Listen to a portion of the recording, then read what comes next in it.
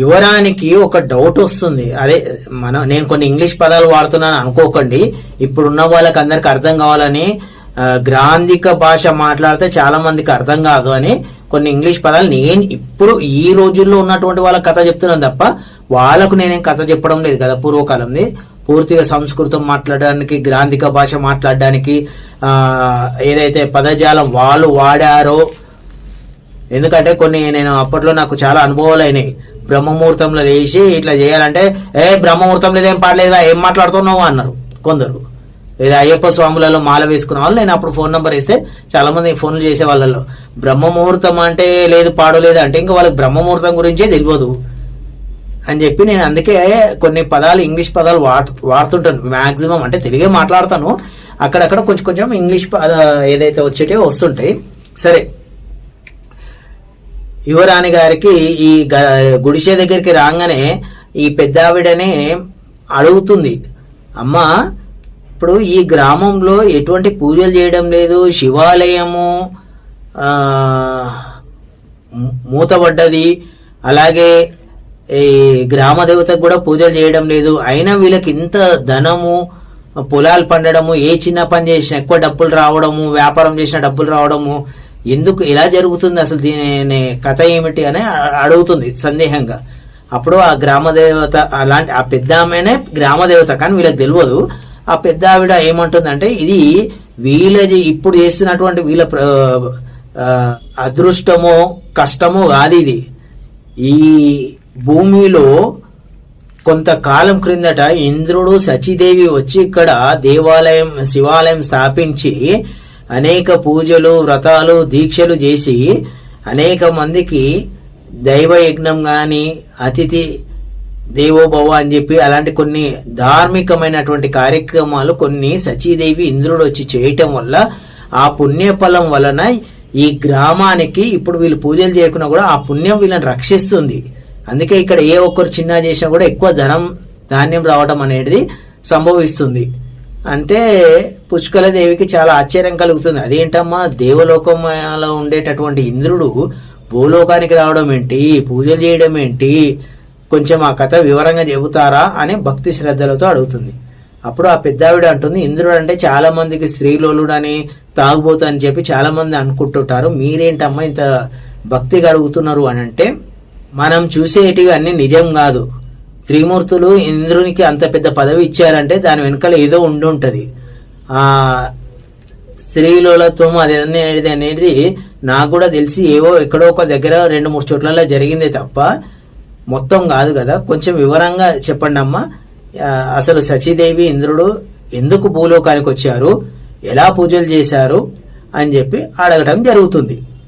అప్పుడు ఆ పెద్ద ఆవిడ చెప్పడం మొదలు పెడుతుంది, ఒకానొక సందర్భంలో అంటే కొన్ని 100 సంవత్సరాలకి పూర్వం, ఇది అంత గ్రామం ఏం లేదు, మొత్తం అడవి ప్రాంతం, గుట్టలు రాళ్ళు తప్ప ఏమి ఉండేవి కాదు, ఇది ఒక పెద్ద అడవి. ఇది ఈ అడవి అవతల ఒక రాజ్యం ఉండేది. ఒకానొక సందర్భంలో మనం ఎలాగైతే వేడుకలు జరుపుకుంటుంటామో, పెళ్లి అని చెప్పి ఇంట్లో పుట్టినరోజు వేడుకలని, అలా రకరకాల వేడుకలు దేవలోకంలో కూడా జరిగేవి. అందరు దేవలోకంలో సూర్యలోకం కానీ, చంద్రలోకం కానీ, ఇంద్రలోకం కానీ అలా జరిగేవి.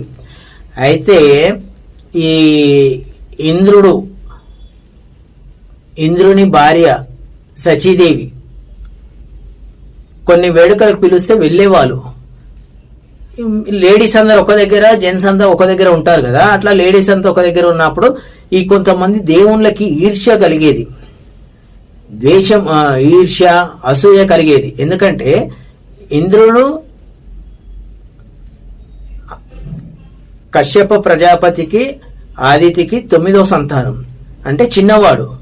ఇంకా కొంతమంది పెద్దవాళ్ళు 8 మంది ఉంటారు కదా, వాళ్ళు అలాగే ఇతర దేవుళ్ళు అందరు కలిసి అందరికంటే చిన్నవాడిని గౌరవించాలి, ఈమె మాకంటే చిన్నది, ఈమెకు రెస్పెక్ట్ ఇవ్వాలన్నా మేము అని చెప్పి కొంచెం అసూయ, అలాగే ఆమెకు ఉండేటటువంటి వైభవం ఇవన్నీ చూసి అసూయతోటి కొన్ని మాటలు, అనకూడని మాటలు మాట్లాడుకునేవాళ్ళు. దేవేంద్రుడు అంట, మాకు రాజు అంట, మా కర్మ, స్త్రీలోలుడు, ఏ పని చెయ్యడు, తాగుతుంటాడు, అప్సరసలతోటి ఆడుతుంటాడు అని చెప్పి కొన్ని అనకూడని మాటలు, దేవుళ్ళు అనకూడని మాటలు మాట్లాడుతుంటారు. ఇవన్నీ కూడా ఇంద్రుడు వినకుండా ఉండేవాడు పాపం. కానీ సచీదేవి స్త్రీమూర్తి కదా, సహజంగా తనని ఏమన్నా అన్నా ఊరుకుంటుందేమో, కానీ భర్తని ఏమన్నా అంటే ఏ స్త్రీ ఊరుకోదు. దేవుళ్ళైనా రాక్షసులైనా మనుషులైనా ఎవరైనా సరే భర్తని ఎవరైనా ఏమన్నా అంటే ఏ భార్య కూడా సహించదు. ఇవన్నీ విని ఒకసారి ఇంద్రుని దగ్గరికి వచ్చి అడుగుతుంది, స్వామి మీరు 3 లోకాల్ని కాపాడడానికి లోక కళ్యాణం కోసము కొన్ని చేయకూడని పనులు కూడా చేస్తున్నారు, నేను అర్థం చేసుకుంటాను, కానీ మిగతా వాళ్ళు అర్థం చేసుకోవడం లేదు, చాలా తప్పుగా మాట్లాడుతున్నారు అని ఇంద్రుని అడుగుతుంది. అంటే ఇంద్రుడు కూడా నేను కూడా విన్నాను, కానీ ఏం చేస్తాం మరి, నా పదవి అలాంటిది, నా బాధ్యతలు అలాంటివి, కొన్ని చేయాల్సి వస్తుంది అని చెప్పడం జరుగుతుంది. కానీ సచీదేవి మాత్రం ఊరుకోదు, కొంచెము ఆవేదన బాధ, ఎందుకంటే భర్తను ఎవరైనా అంటే ఎవరు సహించరు.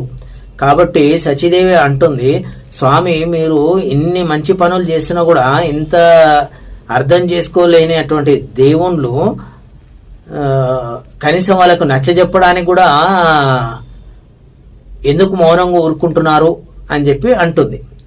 అంటే సచీదేవి చాలా బాధగా అంటుంది, త్రిమూర్తులు మీకు ఇచ్చినటువంటి పదవి వలన మీరు చేయకూడని కొన్ని పనులు చేసే కూడా త్రిమూర్తులు ఏం మాట్లాడడం లేదు, వాళ్ళకి అర్థం చేసుకురు కాబట్టి. కానీ మిగతా దేవుళ్ళు వేరే వాళ్ళు అందరు కూడా చాలా నీచంగా మాట్లాడుతున్నారు, తక్కువ చేసి మాట్లాడుతున్నారు, నేను ఇది సహించలేకపోతున్నాను స్వామి అంటుంది. కానీ ఇంద్రుడు అంటాడు, మరి ఏం చేద్దాము, నా పనే అలాంటిది, నాకున్న పదవి అలాంటిది, బాధ్యతల్ని విస్మరించలేను, వాళ్ళు అర్థం చేసుకోవడం లేదు, పదవి కోసం అని అనుకుంటున్నారు. పదవిని కాపాడుకోవడం కోసమా, పదవి బాధ్యత నిర్వహించడం కోసమా అనేటటువంటి సూక్ష్మాతి సూక్ష్మమైనటువంటి ఆలోచన చేయాల్సిన దేవుళ్ళు కూడా చేయడం లేదు. ఉదాహరణకి ఒక కథ చెప్తాను, చిన్న కథ చెప్తాను అని ఇంద్రుడు తన భార్యకి చెప్పడం మొదలు పెడతాడు. ఒక మహావృక్షం ఉంది, ఆ వృక్షం పైన ఆధారం చేసుకొని కొన్ని లక్షల మంది జనము, ఋషులు, మునులు, పక్షులు, జంతువులు అన్ని జీవిస్తున్నాయి. అలాంటి మహావృక్షాన్ని తినాలని చెప్పి కొన్ని చేద పురుగులు వస్తాయి, చీడ పురుగులు, చేద పురుగులు ఇవి అంటారు కదా, అవి వచ్చినాయి అనుకో, వాటిని ఆపడం కానీ రాకుండా చేయడం కానీ చేసే మార్గాలన్నీ విఫలమైనప్పుడు చివరిగా ఏం చేయాలంటే వాటిని చంపి ఈ మహావృక్షాన్ని కాపాడాలి. మహావృక్షాన్ని కాపాడితే దానిని ఆనుకొని ఉన్నటువంటి కొన్ని లక్షల మంది మానవులు కానీ, ఋషులు కానీ, దేవతలు కానీ, దేవుళ్ళు కానీ, పశుపక్షాదులు కానీ అన్నీ కూడా రక్షింపబడతాయి, అవన్నీ సంతోషంగా ఉంటాయి. ఇప్పుడు నేను చేసే పని అలాంటిది దేవి, మరి నన్ను ఏం చేయమంటావు అంటాడు. అప్పుడు సచీదేవి మీరు చెబుతుంది మంచిదే స్వామి, కానీ వాళ్ళు అర్థం చేసుకోవడం లేదు కదా. సచీదేవి బాధపడుతూ ఇంద్రునితో ఒక మాట అంటుంది, స్వామి మరొక విషయం ఏమిటంటే, నవమ బ్రహ్మలలో ఒకరైనటువంటి కశ్యప ప్రజాపతి మీ నాన్నగారు, నవమ బ్రహ్మలలో మరొకరు దక్ష ప్రజాపతి, మహానీయుడు, పరమశివ భక్తుడు, సాక్షాత్తు జగన్మాతని కూతురిగా పొందినటువంటి దక్ష ప్రజాపతి పెద్ద కూతురు అయినటువంటి ఆదితి మీ అమ్మగారు, జగన్మాతకు అక్కగారు మీ అమ్మగారు. దేవతలందరూ కలిసి రాక్షసుల చేత నానా హింసించబడుతూ అంటే దేవతలందరూ కలిసి వచ్చి మీ అమ్మగారికి నాన్నగారికి ప్రాధేయపడితే వారు కొన్ని కఠోరమైనటువంటి వ్రతాలు, దీక్షలు, ఉపవాసాలు చేసి మహాపురుషోత్తముని కనాలని చెప్పి అంతటి మహాపురుషుని కని దేవతలకి రక్షణగా పంపించినటువంటి ఆ త్యాగమూర్తుల యొక్క త్యాగం కూడా గుర్తించలేకపోతున్నారంటే దేవుళ్ళు ఏం మాట్లాడమంటారు స్వామి అని చాలా ఆవేదనతో ఇంద్రునితో అంటుంది. అలాంటివన్నీ విన్నప్పుడు ఇంద్రుడు కూడా కొంచెం బాధపడ్డా, ఏం చేయగలము, నా పదవి అలాంటిది, నా బాధ్యతలు అలాంటివి, త్రిమూర్తులు నాకు ఇలాంటివి ఇచ్చారు, అందరూ నా పదవి అని మాట్లాడతారు, కానీ పదవికి ఉండేటటువంటి బాధ్యతలలో నేను చేయాల్సి వస్తుందని మాత్రము బాధ్యతలు అనేది మాత్రం ఎవ్వరు గుర్తించడం లేదు. మరి నా తలరాతనేమో నాకు ఇట్లా ఉన్నది, నేను ఏం చేయమంటావు దేవి అని భార్యకి నచ్చ చెప్పాలని చూస్తాడు.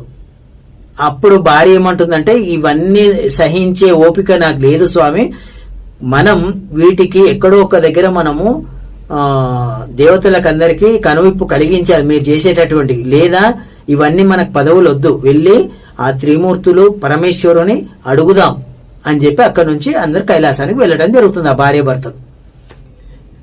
ఇంద్రుడు వచ్చి విషయం చెప్పే లోపల పరమేశ్వరుడు ఏమంటాడంటే, ఇది అందరి దేవుళ్ళకు సంబంధించింది, నేను ఒక్కరిని నిర్ణయం చేసేది కాదు, అందరి అభిప్రాయం తీసుకొని మాట్లాడదాము అని చెప్పి త్రిమూర్తులైనటువంటి అదే బ్రహ్మ విష్ణువుని కూడా పిలవడం జరుగుతుంది. 30 దేవతలందరినీ పిలవడం జరుగుతుంది. అందరూ వస్తారు కైలాసానికి. ఇలా ఇంద్రుడు శచీదేవి అంటున్నారు. మరి మీరేమంటారు అని అంటే, అవును స్వామి, ఇంద్రుడు అంటే ఇప్పుడు రాజు అంటే ఒక పద్ధతిగా ఉండాలి అని కొందరు మెల్లమెల్లగా తలా ఒక మాట మాట్లాడడం మొదలు పెడతారు. రాజు అంటే యథా రాజా తదా ప్రజ అంటారు. రాజే స్త్రీలు ఎంట తిరగడము, రాజే తాగుతూ రాజే తందనాలు ఆడుతుంటే మరి మేము మిగతా వాళ్ళు ఏం కావాలి, ఏం చేస్తారు? కాబట్టి ఇంద్రుడు చేస్తున్నటువంటి పదవికి ఆయన విలాసవంతంగా ఎంజాయ్ చేస్తున్నాడు తప్ప ఏ పని చేయడం లేదు. మేమందరం చాలా బాధ్యతలు నిర్వహిస్తున్నారు, అందరు దేవుళ్ళు అన్ని బాధ్యతలు నిర్వహిస్తున్నారు, ఋషులు కూడా చాలా బాధ్యతలు నిర్వహిస్తున్నారు అని చెప్పి ఇట్లా రకరకాలుగా ఎవ్వరు బాధ్యతలు వాళ్ళన్ని గొప్పలుగా చెప్పుకుంటుంటారు. ఇంద్రుడు శచీదేవి ఏం మాట్లాడారు, నిలబడతారు. త్రిమూర్తులు చూస్తారు. సరే, ఇప్పుడు ఇంద్ర పదవి నుంచి ఇతనిని తొలగిద్దాం. మరి ఆ పదవిలో ఎవరినో ఒకరు అయితే ఉండాలి కదా, ఇప్పుడు ఆ పదవిని ఊరికే వదిలేయలేం కదా, ఆ పదవిలో ఒకరిని ఉంచాలి కదా. మరి మీలో చెప్పండి, ఎవరిని ఆ పదవి మీద ఉంచుదాం, ఎవరు సక్రమంగా నిర్వహిస్తారు ఆ పదవి అని చెప్పి పరమేశ్వరుడు అడగడం జరుగుతుంది. అప్పుడు దేవతలందరూ కలిసి, ఆల్రెడీ ఈయనకు సూర్య భగవానుడు పెద్దవాడు కాబట్టి సూర్యునికి ఎటువంటి మచ్చ లేదు, సూర్య భగవానుడు చాలా అద్భుతంగా నిర్వహిస్తున్నాడు కార్యక్రమాలు, సూర్యుడిని ఇంద్రుణ్ణి చేస్తే చాలా సంతోషిస్తాం అని చెప్పి అందరూ ఒక అభిప్రాయంతో చెప్పడం జరుగుతుంది. సరే అని చెప్పి ఇంద్రునికి కూడా కొంచెం ఉంటుంది. అంటే నేను పెద్దన్నని, ఇంద్రుడు నాకు 9వ తమ్ముడు, అలాంటి తమ్ముని దగ్గర నేను నా భార్య అందరూ అవసరమైతే తల ఉంచాలి వస్తుంది. ఆయన రాజు కాబట్టి, దేవతల రాజు కాబట్టి ఆయన పైన కూర్చుంటే మేము కింద కూర్చోవాలి అని చెప్పి కొంచెము రాహు శని పట్టుకోవడం వల్ల ఆయన కూడా కొంత కలుగుతుంది కొన్ని నిమిషాలు అలాంటిది అని చెప్పి ఆయన కూడా అనడంతో సరే అని చెప్పి పార్వతీ పరమేశ్వరుడు ఇక నుంచి సూర్య భగవానుడే మీ ఇంద్రుడు, దేవతలకు రాజు అని చెప్పి ఆయనకి అక్కడికక్కడనే రాజుగా ఇంద్ర కిరీటం తీసి ఇతనికి పెట్టేసేసి పంపిస్తారు.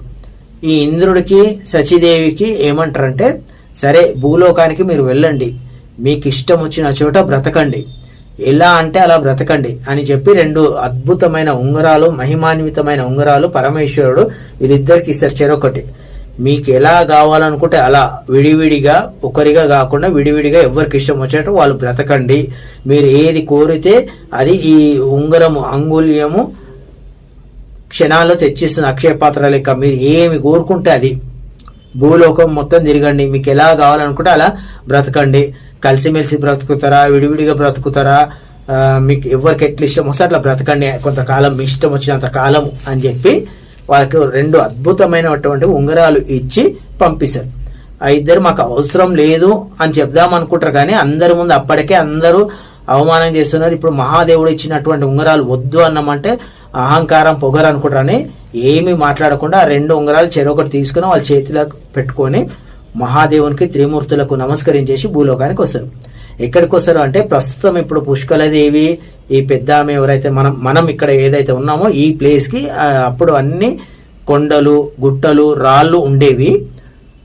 ఈ ప్లేస్ అంటే చుట్టుపక్కల ఎవ్వరు లేరు, చాలా ప్రశాంతమైన ఏకాంతంలో బ్రతుకుదామని చెప్పి ఇద్దరు రావటం జరుగుతుంది. శచీదేవి ఇంద్రుడు వచ్చి ఏం చేస్తారంటే ఒక పూరి గుడిసి నిర్మించుకుంటారు. అప్పట్లో అన్ని తాటాకులు, వెదురు బొంగులు ఇవి చాలా అడవులలో విపరీతంగా ఉండేది. ఇప్పుడంటే గవర్నమెంట్, సెంట్రల్ గవర్నమెంట్ ఇవన్నీ హ్యాండ్ ఓవర్ చేసుకుంది, కానీ అప్పుడు అవన్నీ ఏం లేవు కదా. అడవిలో అన్ని ఎవరంటే వాళ్ళు అడవులు రాజుల కిందకి వచ్చేవి కాదు. దండకారణ్యం పరిపాలించిన ఋషులు మునులు తపస్సు చేసుకోవడానికి వేసుకునే వాటికి వాళ్ళు అడగకపోతుండే. అని చెప్పి వీళ్ళు ఒక కుటీరం తాటాకులతో నిర్మించుకొని చాలా చక్కగా ఒక శివలింగం నిర్మించుకొని హ్యాపీగా ఇద్దరు ఉంటారు. ఉదయం లేచి స్నానం చేసి పూజ చేసి ఒక సన్యాసులు అంటే మునులు ఋషులు ఎలా అయితే ఋషి జీవనం చేస్తారో అలా ఆయన కూడా ఒక నారబట్టలు ధరించి, ఈమె కూడా ఒక నారబట్టలు ధరించేసి చక్కగా ఆయన ఉదయం లేచేసరికి ఉదయం స్నానానికి వెళ్ళి స్నానం చేసుకునే లోపల ఈమె స్నానం చేసుకొని శివునికి ఆయన పూజకు శివలింగానికి అభిషేకం చేయడానికి, ఎందుకంటే భర్త అభిషేకం చేయాలి, పూజలు చేయాలి, తర్వాత భార్య చేయాలి. ముందు భర్త చేసిన తర్వాత చేయాలనుకుంటే చేయొచ్చు, లేదంటే లేదు. హిందూ ధర్మ ప్రకారం ఏంటంటే భర్తనే పూజ చేయాలి.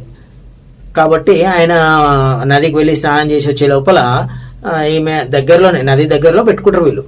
ఎవరైనా ఋషులు అందరు కూడా ఆశ్రమాలు ఎక్కడ కూడా నదులకు దగ్గరనే పెట్టుకునేవాళ్ళు. ఎందుకంటే సంధ్యావందనం ఉదయం తెల్లవారుజామున స్నానం చేయాలి, సాయంత్రం స్నానం చేసి సంధ్యావందనం చేయాలి.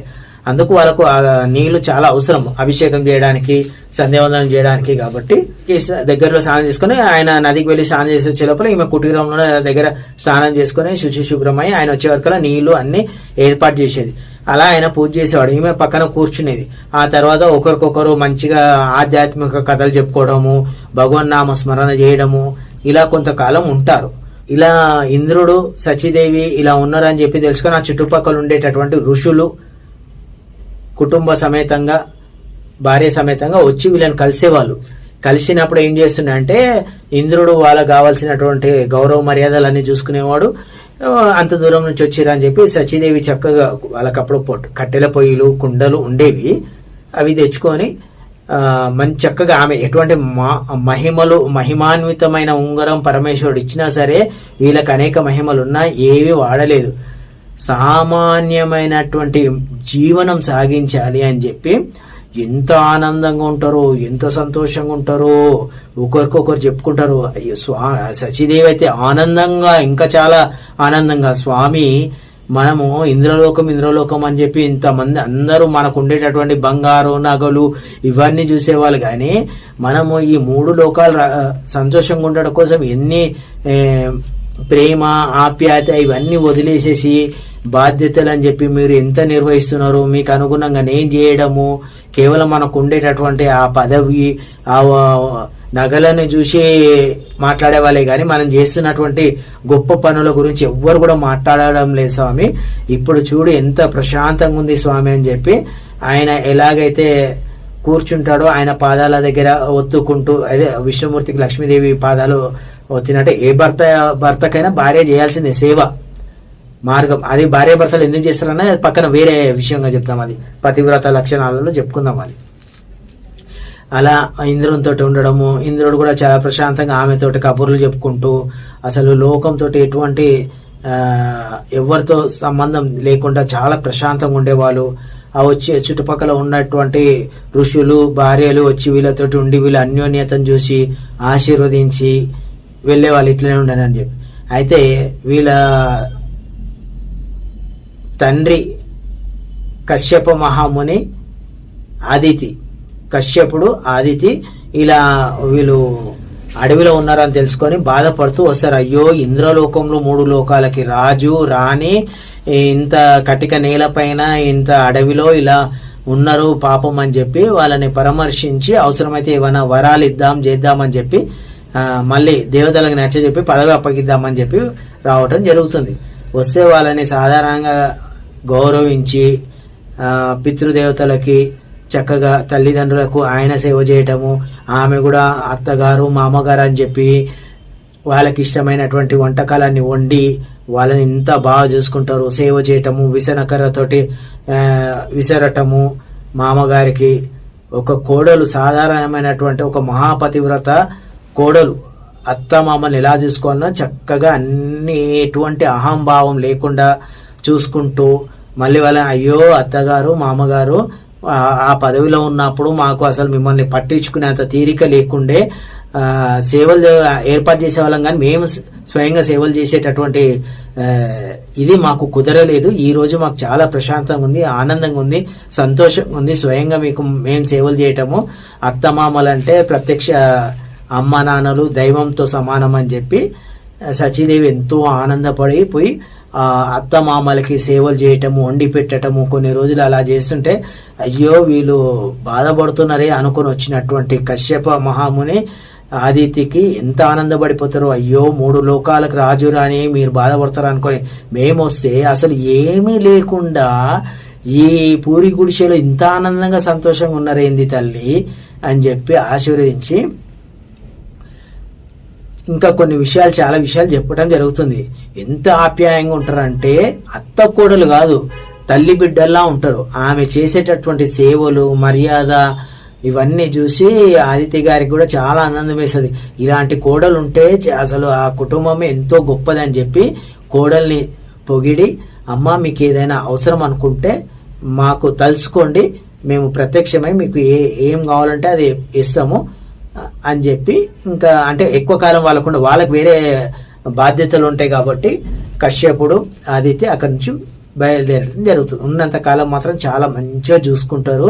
సచీదేవి ఒక సామాన్యమైనటువంటి స్త్రీమూర్తిలాగా మహాపతివ్రత లక్షణాలతోటి ఇంద్రలోకంలో నా భర్తకి కానీ నా అత్తమామలకి సేవలు చేసుకోలేని చాలా బాధపడ్డాను. ఆ పదవి, బాధ్యతలు, వాళ్ళని వీళ్ళని కలవడము చేయడం ఇవే ఉంటుండే. అలాంటిది నాకు ఎంత ఆనందంగా ఉన్న స్వామి, ఈరోజు మా అత్తమామలకి స్వయంగా సేవ చేయటము, భర్తమైన నీకు ఇలా దగ్గర ఉండి నేను సేవలు చేయటం అనేది, అన్యోన్యత, మీ యొక్క ప్రేమను పొందటం అనేది ఈ పూరి గుడిసె ఉన్నా కూడా నాకు చాలా ఆనందంగా ఉందని చెప్పి సచీదేవి చెప్పటము, అలా వాళ్ళు చాలా సంతోషంగా ఆనందంగా ఉంటారు. అయితే వాళ్ళకి ఈ అత్తగారు వచ్చి ఏం చెప్తారంటే, అత్తగారు కశ్యప ప్రజాపతి మీరు ఎలాగుంటున్నారు, మళ్ళీ కొంతకాలమైనాక మీ పదవి మీకు వస్తుంది, పర్వాలేదు, కానీ ఇంకా మీ యొక్క ధర్మబుద్ధి బలపడడానికి, మీరు ఇంకా ఎటువంటి సమస్యలు వచ్చినా ఎదుర్కోవడానికి పరమేశ్వరునితో పాటు ఆయన పుత్రుడైనటువంటి ధర్మశాస్త్రాన్ని కూడా మీరు ఆరాధించండి, నామస్మరణ చేయండి. ధర్మశాస్త్రాన్ని ఎలాగైతే స్మరిస్తూ చేస్తారో ఆయన సర్వ వేళల ధర్మంగా మీరున్నంత కాలం మీ దరిదాపులోకి ఎవరిని రానియకుండా, రేపటి రోజు మీరు ఇంద్రలోకానికి వెళ్ళినా కూడా మీకు ధర్మంగా ఆయన రక్షణగా ఆయన ఆశీర్వాదం మీకు ఉంటుంది. పరమేశ్వరుని పూజిస్తూ ధర్మశాస్త్రాన్ని కూడా నిత్యము స్మరిస్తుండండి అని చెప్పి చెప్పడం వల్ల అక్కడి నుంచి ఇంద్రుడు, సచీదేవి పరమేశ్వరుని పూజ చేసిన తర్వాత డైలీ 108 సార్లు కుదిరితే ఎంత అయితే అంత ఓం శ్రీ ధర్మశాస్త్రాయ నమః అని చెప్పి అది నామజపం చేసేవాళ్ళు, మంత్రాలు కాదు, నామజపం చేసేవాళ్ళు. మంత్రాలకి కొందరు ఉపదేశం చెయ్యాలి, నామజపానికి ఎవరు ఉపదేశం అవసరం లేదు. అట్లా చాలా సంతోషంగా గడిచిపోతుంటది.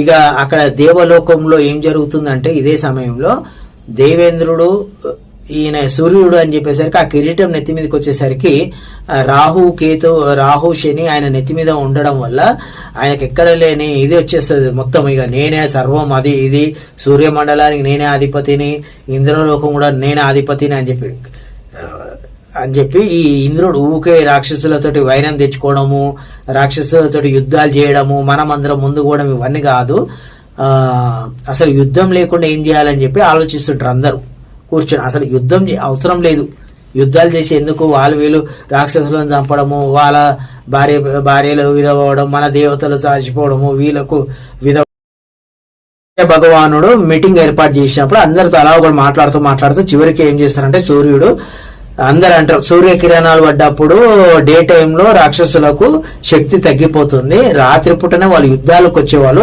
రాత్రి అయితేనే వాళ్ళకు దుష్ట శక్తులకు శక్తి ఎక్కువ పెరుగుతుంది, సూర్యకిరణాల వల్ల వాళ్ళకి శక్తి తగ్గిపోతుంది. అంటే అప్పుడు సూర్య భగవానుడు ఏం చేస్తాడంటే, అసలు ఇక డే టైం అయింది, 24 గంటలు నేనే వెలుగుతాను, అసలు రాత్రి అనేది లేకుండా చేసి రాక్షసుల శక్తిని అంచేసి వాళ్ళని అసలు యుద్ధం చేయకుండా అయిపోతుంది, ఇలా చాలా హ్యాపీ, యుద్ధం లేకుండా అందరం బ్రతకొచ్చు అని చెప్పి ఒక పాయింట్ ఆఫ్ వ్యూలో మాట్లాడతాడు. ఇదే ఆలోచిస్తాడు తప్ప వేరే అన్ని ఆలోచించాడు సూర్యుడు. అంటే కతిమ వాళ్ళందరూ చెప్పడము, నెత్తిలో శని రాహు తాండవిస్తుండటం వల్ల కొంత ఎంత దేవుడైనా సరే వాళ్ళ ప్రభావం ఉండేసరికి కొంచెం మార్పులు చేర్పులు జరుగుతాయి ఆలోచనల్లో, నడవడికలో.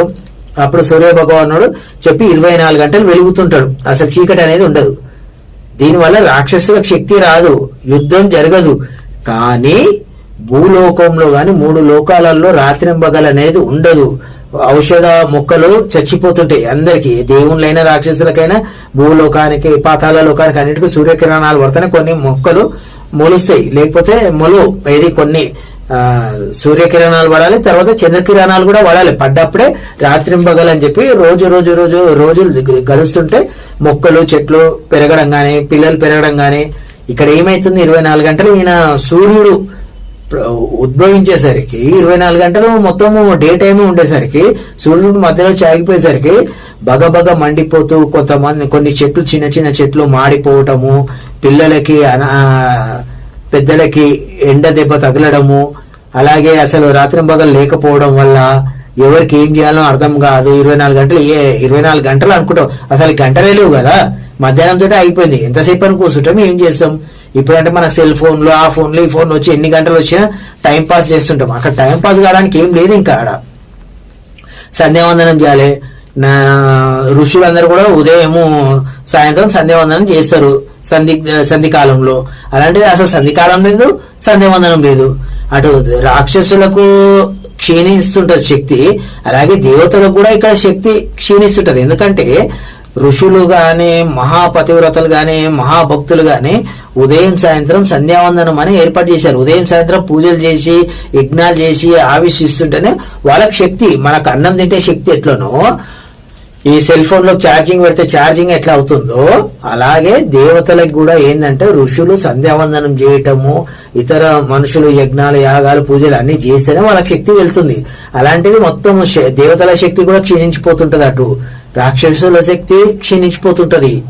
యుద్ధం అనేది ఒకటే అయిపోతుంది, యుద్ధమే జరగదు. కానీ అనేక ఇంకా చాలా భయంకరమైన విపత్తులు మొదలవుతాయి, ఆహాకారాలు మొదలవుతాయి. ఏం చేయాలనో దిక్కుతోచని పరిస్థితి. అగ్నిదేవుడు గాని, సకల దేవతలకు గాని ఏమి చేయాలనో అర్థం కాని పరిస్థితి. మొత్తం కాలక్రమం అంతా మారిపోయింది కదా, కాలం ముందుకు పోతలేదు, వెనక్కి పోతలేదు. మధ్యాహ్నం అట్లా నిలబడిపోయింది. అది మధ్యాహ్నం నిలబడితే ఇంకేం చేస్తారండి. ఉదయం సాయంత్రం రోజులు గడుస్తుంటే ఈ రోజు ఇది అని చెప్పి ఏదన్నా చేస్తుంటాం మనం. పౌర్ణమని, అమావాస్య అని, ఏకాదశి, తులదశి, ఈ బాబు ఫస్ట్ ఇయర్ వచ్చింది, న్యూ ఇయర్ వచ్చింది, పలానా తారీఖు వస్తే డేట్, పెళ్లి చేసుకోవాలి, ఇవన్నీ చాలా సంవత్సరం ఆగిపోతాయి. అప్పుడు దేవతలందరూ ముర్రో పెట్టుకుంటే మళ్ళీ సూర్యభగవానుడు మళ్ళీ దాన్ని ఆపేస్తే మళ్ళీ 24 గంటలు నడుస్తుంటది.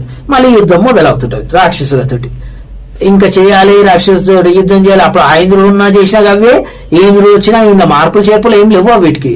ఇంకా వీళ్ళకి ఏం చేయాలో కొన్ని తెలియదు. ఆ ఇంద్రుడు ఆల్రెడీ ఆయనకు తెలుసు కాబట్టి కొన్ని రాక్షసులనే అసలు యుద్ధం వరకు రానియకుండానే ఆపేవాడు. అతను ఆ పదవిలో ఉండి చాలా కాలం ఉండి ఏం చేయాలనేది 3 లోకాలు తిరుగుతూ చూస్తూ అన్ని చేసుకుంటూ వచ్చేవాడు. ఈ పనులన్నీ దేవతలకు తెలియదు. ఆ దేవతల దగ్గర ఉన్న ఆడదేవతలు, ఆడవాళ్ళు ఎట్లా ఇంట్లో ఉంటారు కదా, ఇంట్లో ఉండేట. ఇప్పుడు ఏదో మనము కొన్ని ఈ కాలంలో బస్సులు, ట్రైన్లు ఇవన్నీ పెట్టేసేసి కంప్యూటర్ పెట్టి ఆడవారికి కూడా ఉద్యోగం ఇవ్వాలని చెప్పి ఇప్పుడు మాట్లాడుతున్నాం. కానీ ఒక 100 సంవత్సరాల క్రితం అయితే ఏం లేదు, 200 సంవత్సరాల క్రితం అస్సలు లేదు. ఆడవాళ్ళని బయటకు రానిచ్చేవారు కాదు. దానికని వేరే కారణాలు ఎందుకు రానించలేదు అనేది వేరే కథ చెప్తాను. ఈ ఇంద్రుడు ఎన్ని బాధ్యతలు చేసేవాడు వీళ్ళకి తెలిసేది కాదు. ఇప్పుడు తెలిసి వస్తుంది వాళ్ళకి. ఒక ఇంద్రుడు ఉండడం వల్ల మేము ఇంత సంతోషంగా ఉండడానికి గల కారణం రాత్రింబగలు ఇంద్రుడు ఎంత కష్టపడుతున్నాడు అనేది ఇప్పుడు వాళ్ళకి కొద్దిగా తెలిసి వస్తుంది. ఎప్పుడైనా కానీ అంతే కదండి, మనిషి ఉండి పని చేస్తుంటే ఎవరికి తెలియదు. మనిషి లేనప్పుడు ఆ మనిషి పని ఏంటో ఆ లోపాలు కనిపిస్తాయి. అనేక రకరకాల ఇబ్బందులు, రాక్షసులతోటి ఎన్నో బాధలు ఎవరికి చెప్పుకోవాలి? సూర్యుడికి చెప్పుకోవాలి. సూర్యుడు ఏం చేసేవాడు? యుద్ధాలు చేయొద్దని మాట్లాడు. ఇప్పుడు ఏం చేయాలి? మళ్ళీ పోయి యుద్ధం చేయాలి. ఇప్పుడు ఏం జరిగింది? ఆ దేవతలు అప్పుడు అన్న దేవతలకి ఇప్పుడు ఉన్న దేవతలకి ఏం తేడా ఏం కలిగింది? ఏమీ లేదు. ఇది ఇలా ఉంటే వీళ్ళ బాధలు వీళ్ళు పడుతుంటారు. దేవతలందరూ బాధలు పడుతుంటారు, ఋషులు, దేవతలు, ఈ కొత్త ఇంద్రునితో. ఎందుకంటే ఆయనకు ఏమి ఎట్లా చేయాలో తెలియదు కదా పూర్తిగా. సరే, అదే అట్లా జరుగుతుంటే భూలోకంలో ఇంద్రుడు సచిదేవి ఉన్నటువంటి ప్రాంతంలో ఇంద్రలోకం నుంచి భూలోకానికి వచ్చిరని చెప్పి తెలుసుకొని ఆ రాజ్య చుట్టుపక్కల కొంతమంది రాజులు వచ్చేసి ఈ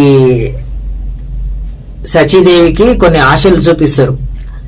ఇంద్రుడు లేని సమయంలో వచ్చి మీరు ఇంద్రలోకము నుంచి వచ్చినటువంటి సచీదేవి అని మాకు తెలుసు.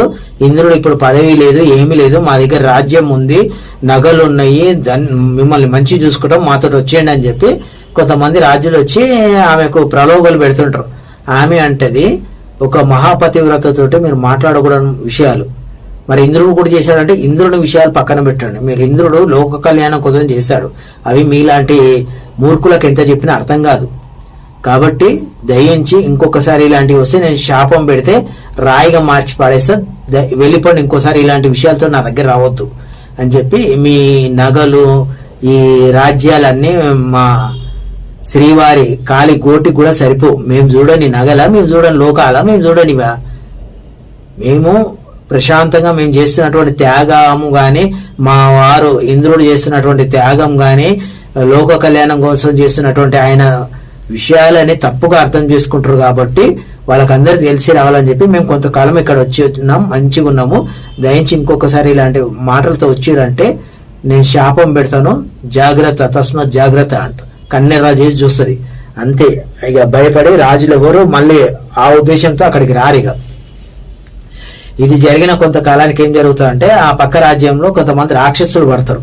రాక్షసులు పడి ఈ పిల్లలని వీళ్ళని అందరినీ తింటుంటే వీళ్ళందరూ వచ్చేసి 3 లోకాలకి రాజు కదా, ఎంతకైనా ఎన్నో యుద్ధాలు చేసిండు, రాజుని చేసిండు కదా అని చెప్పి మళ్ళీ ఇంద్రుని దగ్గరికి వచ్చి మాట్లాడతారు. సచీదేవి ఇంద్రుని దగ్గరికి వచ్చేసి వాళ్ళ కుటీరానికి వచ్చి మాట్లాడతారు. ఏం మాట్లాడతారంటే, స్వామి దయించి మీరు ఎంతో మంది రాక్షసులను సంహరించారు, మీరు ఇంద్రుడు, దయించి ఈ రాక్షసులను చంపి ఈ మనుషులను వీళ్ళందరినీ రక్షించండి అంటే అప్పుడు సచీదేవి అంటుంది, ఇంద్రుడు వెళ్దాం అనుకుంటాడు కానీ సచీదేవి ఆపుతుంది. మేము అన్ని యుద్ధాలన్నీ ఆపేసినాం, మేము చేసే ప్రతి యుద్ధం కానీ, మా శ్రీవారు చేసేటటువంటి, మా స్వామి చేసేటటువంటి ప్రతి పనిని మీరు తప్పుగా అర్థాలు చేసుకుంటారు. మీ రాజ్యాన్ని మీరు కాపాడుకోండి. ఇప్పుడు ఉన్నటువంటి ఇంద్రుడు ఉన్నాడు కదా, ఇంద్రుడు ఆ దేవతలు అందరు మాట్లాడారు కదా, వాళ్ళకి వెళ్ళి చెప్పండి, మీరు ఎలాగో అగ్నిదేవుడు వాళ్ళందరినీ కబురు పెట్టండి, వస్తారు, వచ్చి మీ రాక్షసులను కాపాడుతారని ఆమె కొంచెం బాధగా వెటకారంగా మాట్లాడుతుంది. ఎందుకంటే తన భర్త యొక్క గొప్పతనము, ఇంద్రుడు ఇంద్ర పదవిలో ఉన్నప్పుడు ఎన్నో గొప్ప పనులు చేసినప్పుడు ఎవరు పట్టించుకోలేదు, అందరూ వెటకరాలే చేయడము, ఆయన తాగుతాడు, తింటాడు, తిరుగుతాడు అని చెప్పి ఇవే మాట్లాడేవాళ్ళు. కాబట్టి మీరు ఏం చేస్తారంటే వాళ్ళ దగ్గరికి వెళ్ళని కాపాడానండి. వాళ్ళు ఎన్ని ప్రయత్నాలు చేసినా వాళ్ళని ఎదుర్కొనే శక్తి ఉండదు. అక్కడ దేవతలు అయోమయం స్థితిలో ఉంటారు, సరిగ్గా వారికి పూజలు ఉండవు. ఆ సూర్య భగవాను కూడా ఆర్ఘ్యం ఇవ్వడం తగ్గిపోయేసరికి ఆయనకు శక్తి తగ్గిపోతుంటది. ఏదైనా సక్రమంగా అందరు చేయాలని చేస్తేనే కదా, సూర్యునికి ఎందుకు ఆర్ఘ్యం ఇస్తారు, అదో పెద్ద కథ ఉంది వేరే. ఆ ఆర్ఘ్యం ఇచ్చినప్పుడు సూర్యునికి శక్తి వస్తుంది. ఈ ఋషులు వీళ్ళందరూ ఈ అనేక రకాల ఇబ్బందుల వల్ల ఎవరు సరిగ్గా ఆర్ఘ్యం ఇవ్వక, పూజలు చేయక దేవతల శక్తులన్నీ క్షీణించిపోవటము, రాక్షసుల యొక్క శక్తి పెరగటము, స్వైర విహారం చేయటము, ఇవన్నీ చేస్తుంటారు. మళ్ళీ రాజు తన భార్య పిల్లల్ని తీసుకొని వచ్చి సచీదేవి కాళ్ళ మీద పడి గ్రామస్తులను కూడా తీసుకొని వస్తాడు. కొంతమంది, అమ్మ మేము ఎన్నో తప్పులు చేసాం, మమ్మల్ని క్షమించండి అమ్మ, దేవతలు చేసిన తప్పుల్ని మాకు పెట్టకండి అమ్మ, దయించి ఆ 3 రాక్షసులు ఈ రాజ్యంలో పడే అందరినీ తింటున్నారు, దయించి మీరు కరుణించండి అమ్మా, కాపాడండి అమ్మా, లేదంటే ఈ రాజ్యం అంతా శ్మశానం అయిపోతుంది తల్లి అని అంటే అప్పుడు సచీదేవి ఏమంటుందంటే, ఇంద్రుడు వజ్రాయుధం తీస్తాడు, పదండి చంపేద్దామని. అప్పుడు ఇంద్రాని సచీదేవి ఏమంటుందంటే, స్వామి మనం ప్రస్తుతము ఆశ్రమాన్ని నిర్మించుకొని ఒక సాధు జీవనం చేస్తున్నాం, ఇక్కడ మీరు యుద్ధాలు చేయకండి, మళ్ళీ అప్పటికిప్పటికి ఏమి తేడా కనబడదు, యుద్ధం చేయకండి. మరి యుద్ధం చేయొద్దంటే మరి ఆ రాక్షసుల బాధ ఎలా తప్పాలంటే దానికి మంచి మార్గం ఉన్నది.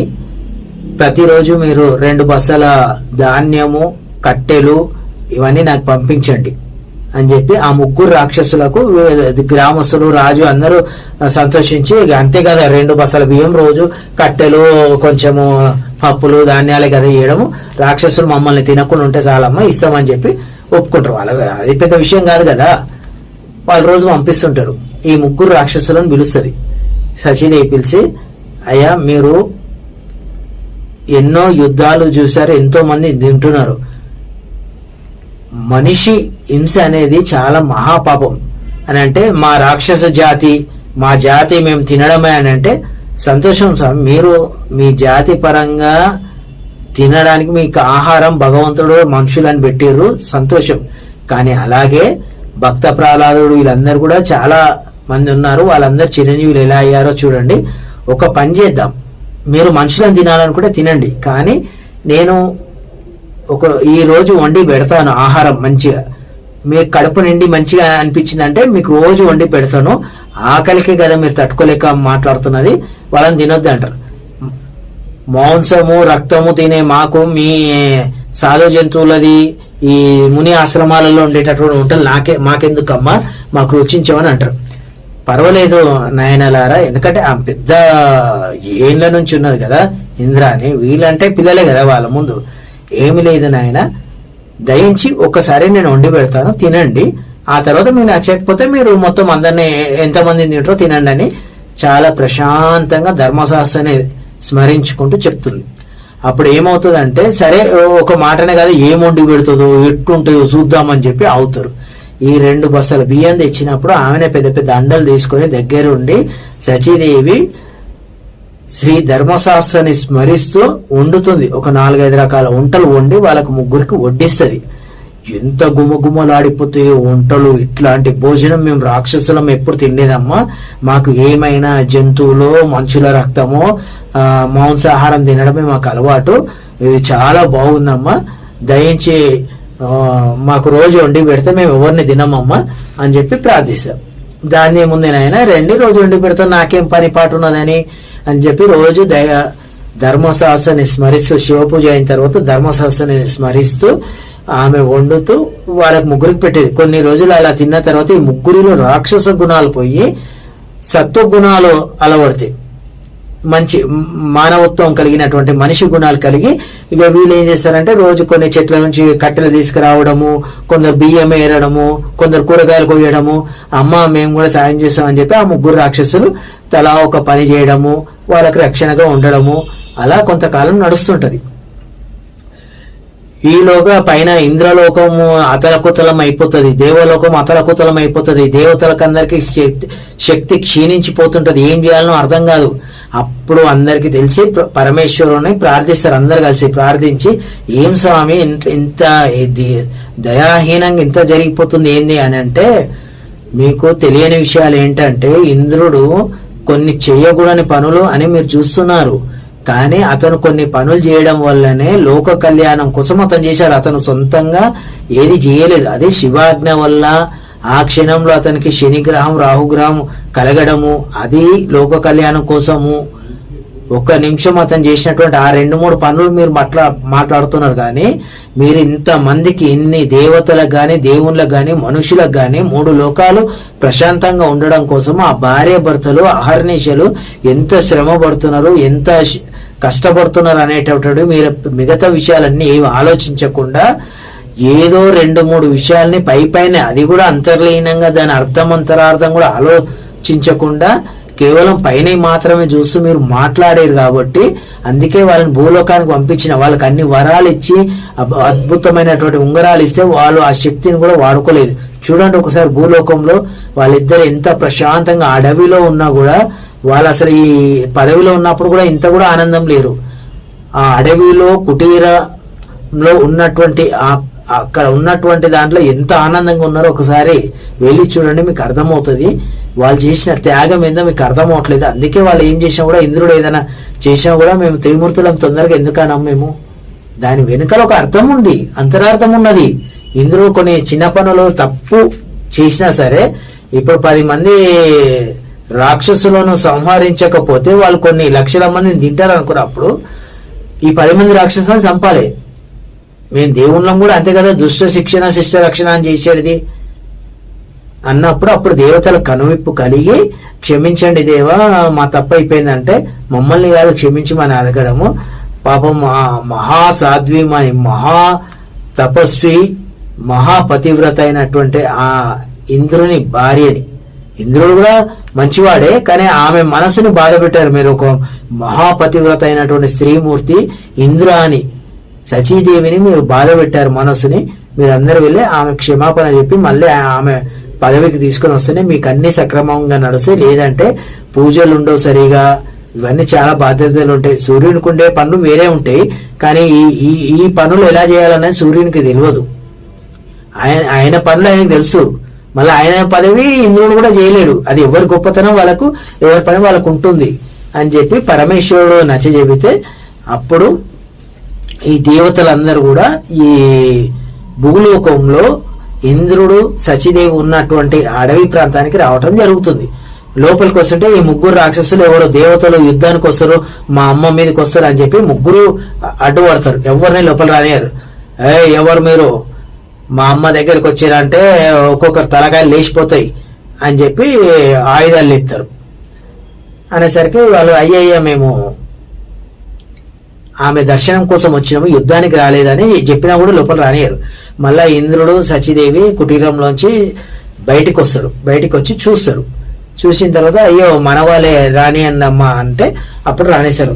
అప్పుడు వాళ్ళకి చుట్టుపక్కల చూసిన తర్వాత దేవతలకు అర్థమవుతుంది, మహాక్రూరమైనటువంటి రాక్షసులు మనుషులను పిక్క తిని కొరుక్కు తిని రక్తం తాగేటటువంటి రాక్షసులని మంచిగా మానవత్వంతో కలిగేటటువంటి మనుషులుగా దేవతలుగా సద్గుణాలు కలిగే విధంగా మార్చినటువంటి సచీదేవి యొక్క పాతివ్రత్యం గాని, ఆమె దీక్ష గాని, భగవంతుని పట్ల ఉన్న ఆమె భక్తి గాని, ఆమె ఎంత ప్రశాంతంగా ఎంత చక్కగా కేవలం వండి పెట్టి వాళ్ళ ఉన్నటువంటి మొత్తం దుర్గుణాలను పోగొట్టిందని చెప్పి తెలుసుకొని సచీదేవికి అందరూ క్షమాపణ చెప్తారు. ఇంద్రునికి క్షమాపణ చెప్తారు. అమ్మ ఏదో తెలియక చేసినాం, తప్పు జరిగిపోయింది, క్షమించండి అమ్మ, మేము చాలా బాధలు పడుతున్నాం, మాకు శక్తి మొత్తం క్షీణించిపోతుందమ్మా అని చెబితే ఏం పర్వాలేదు. ఇంకా అప్పటికే మరి 3 లోకాలని కాపాడాలి మేము రామంటది సచీదేవి. ఇంద్రుడు కూడా రామంటే మళ్ళీ వీళ్ళందరూ కలిసి త్రిమూర్తులను ప్రార్థిస్తారు. దానికంటే ముందు ఏం జరుగుతుందంటే మొత్తం శక్తి క్షీణించిపోయినప్పుడు పర్వాలేదు ఉండండి అని చెప్పి సచీదేవి ఇంద్రుడు ఇద్దరు కలిసి మొత్తం పెద్ద పెద్ద అండలు పెట్టి అద్భుతంగా ధర్మశాస్త్ర నామస్మరణ చేస్తూ ఒక అద్భుతమైన ఆయన పాటలు పాడుతూ వంట వండి అందరికి వడ్డిస్తే ఆ వంట తిన్న తర్వాత దేవతలకు అందరికి ప్రాణం లేచి వచ్చినట్టు అయిపోతుంది.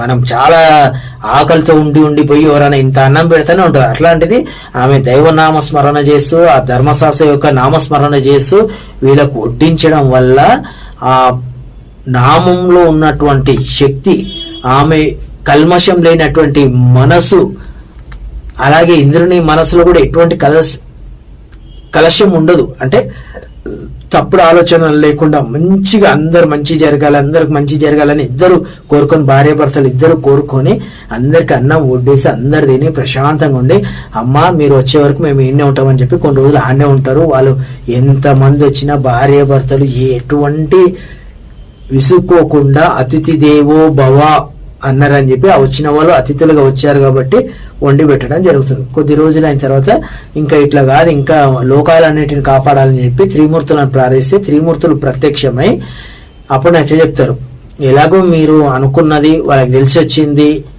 మేమేం అనడం లేదు కదా, ఇప్పుడు ఇంద్రుడు ఏదో చిన్న చిన్న అప్పుడో పని చేసినా కూడా అది లోక కళ్యాణం కోసం చేస్తున్నారని మాకు తెలుసు, అందుకని చెప్పేసి మేము అనడం లేదు, ఇక మీద కూడా మిమ్మల్ని ఎవరేమన్నారు, దయించి మీరు ఇంద్రలోకానికి వచ్చేసి మళ్ళీ మీ బాధ్యత మీరు నిర్వహించండి అని చెప్పడం జరుగుతుంది. అప్పుడు సూర్యుడు కూడా ఒప్పుకుంటాడు, తమ్ముడు నువ్వు ఇంత అసలు ఎన్ని బాధలు పడుతున్నావో, ఈ పదవి అందరూ అనుకుంటారు పదవి అనుభవించాలని చెప్పి, కానీ ఆ పదవి బాధ్యతలు నిర్వహించడానికి, ఆ పదవికి ఉండేటటువంటి బాధ్యతలు నిర్వహించడానికి అనునిత్యం నువ్వు ఎంత కష్టపడుతున్నావో ఎవరం గుర్తించలేకపోయినామని చెప్పి అందరూ మళ్ళీ ఇంద్రునికి సచీదేవికి, ముఖ్యంగా ఆయన తమ్ముడు కాబట్టి సచీదేవికి క్షమించమని కోరుకొని మళ్ళా తీసుకొని స్వర్గలోకానికి బయలుదేరుతారు.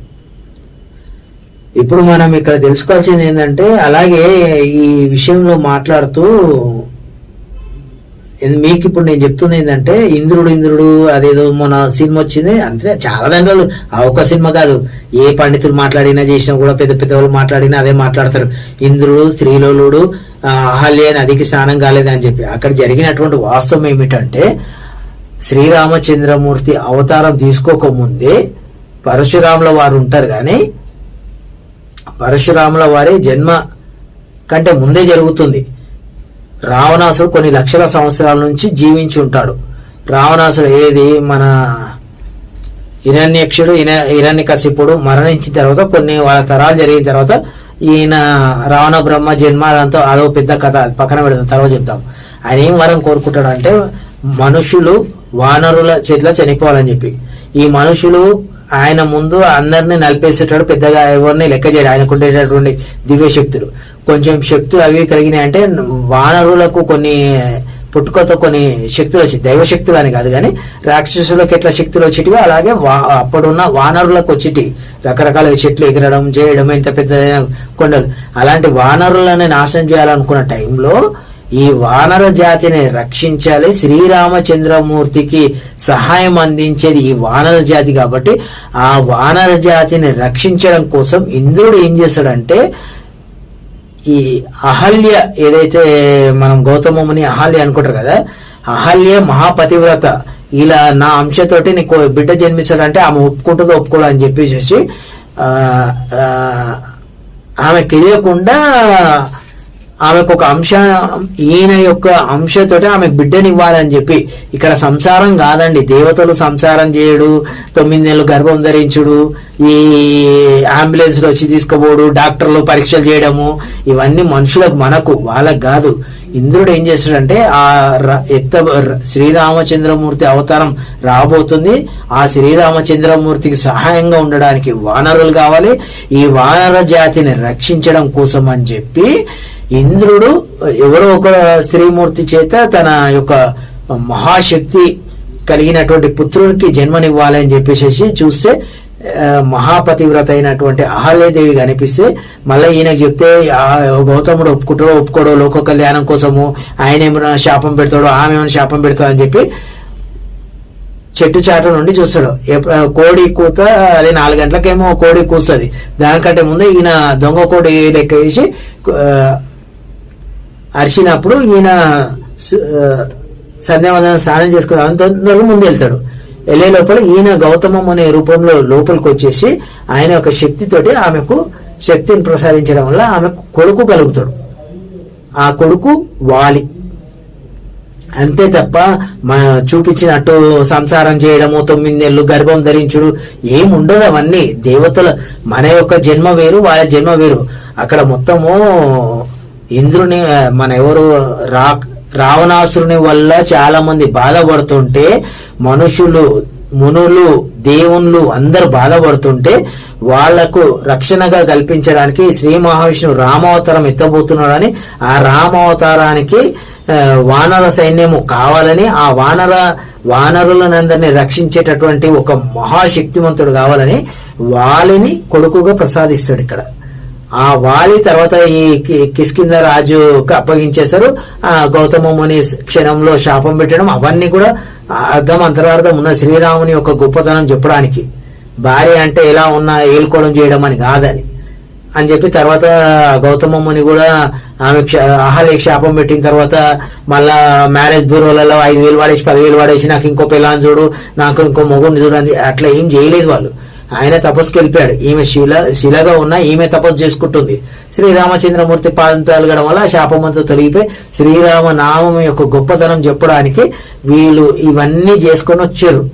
మనుషులకి ఇవన్నీ అందియడానికి భగవన్నామస్మరణ ఎంత పాపాన్ని అయినా కూడా తొలగిస్తుంది అని చెప్పి మళ్ళీ ఆయన పాపాలను తొలగించగానే గౌతమ ముని వచ్చి మళ్ళీ అహల్యని తీసుకొని పోతాడు, భార్యగా స్వీకరించిపోతాడు. తప్ప వేరే విడాకులు ఇచ్చేసి ఆమెకు 10 లక్షలు 20 లక్షలు కారు BMW కార్లు ఇచ్చేసి అవన్నీ ఇచ్చేసి ఇంకో పెళ్ళాం చేసుకోవడం ఆయన ఏం చేయలేదు గౌతమ ముని.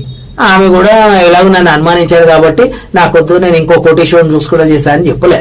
మన వేద కాలంలో వేదాంతంలో ఉన్నటువంటి భార్యాభర్తల బంధం కానీ స్త్రీమూర్తులను గౌరవించడం కానీ పూర్వకాలంలో చాలా గొప్పగా ఉండే ఒక పని. ఇది ఋషులు మునులు వాళ్ళు పెట్టిరంటే మనుషులు మధ్య మధ్యలో కల్పించుకునేటటువంటి దేవదాసి ఇవన్నీ మనుషులు పెట్టుకునేవి, కావాలని కొందరు చేసుకునేవి అంతే తప్ప కన్యాశుల్కం లాంటివి దేవుళ్ళు ఋషులు మునులు అలాంటి దరిద్రమైన వాళ్ళు పెట్టలేదు. ఇవి చేసి పెట్టి వాళ్ళు చేసిర్రు, హిందూ ధర్మంలో వచ్చింది అని మాట్లాడేటటువంటి మా వంకాయ మిత్రులు ఉంటారు, అలాంటి మాట్లాడతారు ఏదో పట్టుకొని వచ్చి. ఆ వంకాయ మిత్రులకు నేను ఏం చెప్తాను, నేను దండం పెట్టే స్వామి ఏ శరణం అనడం తప్ప. అట్లా ఇంద్రుడు యొక్క అక్కడ రావడం, ఆ యొక్క స్థలంలో వాళ్ళు ధర్మశాస్త్ర నామస్మరణ చేస్తూ శివ పూజ చేస్తూ అనేక మంచి కార్యక్రమాలు చేసి దుర్మార్గులైన రాక్షసులను కూడా సన్మార్గులుగా వండి భోజనం పెట్టి నామస్మరణతో పెట్టినటువంటి సచీదేవి మహాపాతివ్రత్యంగానే ఆమె గొప్ప త్యాగం ముందు, ఇంద్రుని యొక్క త్యాగం ముందు కొన్ని సంవత్సరాలు అందరు దేవుళ్ళందరూ వచ్చి అక్కడ భోజనం చేశారు కాబట్టి, ఋషులు చాలా మంది వచ్చి పుణ్యాలు చేశారు కాబట్టి ఈ స్థలానికి ఇంత పుణ్యం వచ్చి ఈ రోజు వీళ్ళు పూజలు చేయకున్నా కూడా ఆ స్థలం యొక్క పుణ్యఫలం వలన, వాళ్ళు చేసినటువంటి పుణ్యఫలం వలన వీళ్ళకు ధనం బాగొస్తుంది. కానీ గ్రామ దేవతనే విస్మరించడం, దైవయజ్ఞం విస్మరించడం వల్ల భార్య భర్తల సఖ్యత లేదు, తల్లిదండ్రుల మధ్యలో ఇది లేదు, వృద్ధులకు రోగాలు, పిల్లలకు రోగాలు, అన్ని అంటువ్యాధులు, మహిళలలో ఒకరికొకరు సరిగ్గా లేదు. ఇవన్నీ ఏ మందులకు పనిచేసేటి కాదు, ఇవన్నీ దైవ యజ్ఞం వల్ల వస్తాయి. గ్రామ దేవత మరి వీళ్ళందరూ చేయకపోతే గ్రామ దేవత మాత్రం ఏం చేస్తుందమ్మా? పిల్లలు ఏదైనా వచ్చి ఏదైనా పెట్టి చేసి రూల్స్ ఉన్నాయి కదా మాకుగా మేము చేయడానికి. అంటే ధర్మదేవత ఏమంటుందంటే, ఈమె పెద్దావిడ ఏమంటుందంటే, గ్రామ దేవతలకు స్వయంగా అన్ని ఇవ్వలేదు. ఏవైనా దుష్ట శక్తులు, రాక్షస శక్తులు వస్తుంటే గ్రామాలకు రాకుండా కాపాడమని ఈ గ్రామ దేవతల్ని బాధ్యతలు అప్పగించారు తప్ప ప్రజలని మార్గంలో పెట్టండి, సన్మార్గంలో పెట్టండి, పని చేయకపోతే వాళ్ళని 4 తన్నండి, కొట్టండి అని చెప్పి ఇలాంటి మాకు చెప్పలేదు. కాబట్టి ఏవైనా దుష్టశక్తులు వస్తే వాటి నుంచి మేము రక్షించగలము. పైగా మాకు పూజలు చేస్తే వీళ్ళు పూజలు చేయట్లేదు. అనేక రకరకాల పిశాచులు, దుష్టశక్తులు ఇవన్నీ ఆవించి వాళ్ళ ముఖాలన్నీ ఎట్లున్నాయి చూడండి, భార్య భర్తలు ఎలా ఉన్నారని చెప్పి పుష్కలాదేవికి చాలా చక్కగా వివరించి చెప్పడం జరుగుతుంది. అప్పుడు పుష్కలాదేవి నిజంగా సచీదేవికి, ఇంద్రునికి నమస్కరిస్తుంది. పురాణాల్లో చెప్పేటటువంటి వాటికి మీరు చెప్పినటువంటి మాటకి చాలా ఉందమ్మా. ఇలాంటి అసలు నిజంగా ఆ మహాపతివ్రత గురించి కానీ, ఆ మహానుభావుడు గురించి కానీ, దేవతలకు రాజైనటువంటి వాళ్ళ గురించి ఇప్పటి వరకు ఎవ్వరు చెప్పని విషయాలని చాలా బాగా చెప్పారు. చాలా సంతోషం తల్లి అంటుంది.